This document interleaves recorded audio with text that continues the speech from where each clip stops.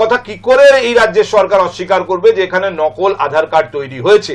একবার নকল আধার পেয়ে গেলে তার বেসিসে ভোটার কার্ডও পাওয়া যায়। ভোটার কার্ড পাওয়ার জন্য যে ক্রাইটেরিয়া আছে, আপনি জানেন এসআইআর শুরু হওয়ার পরে একাধিক জায়গায় রাজ্যের এরকম বস্তায় করে ফেলে যাওয়া আধার কার্ডের কপি পাওয়া গেছে, তাই নিয়ে অনেক বিতর্ক হয়েছে। নকল আধার কার্ড তৈরি এমন ভাবে হয়েছে পশ্চিমবঙ্গে যে বিশ্বাসযোগ্যতা নেই।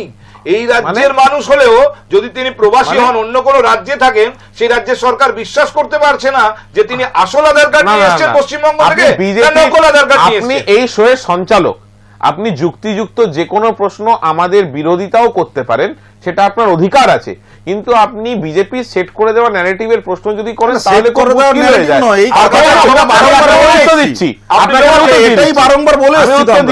আপনি বললেন পশ্চিমবঙ্গে ভুয়ো আধার কার্ড বা ভোটার কার্ড তৈরি হয়েছে।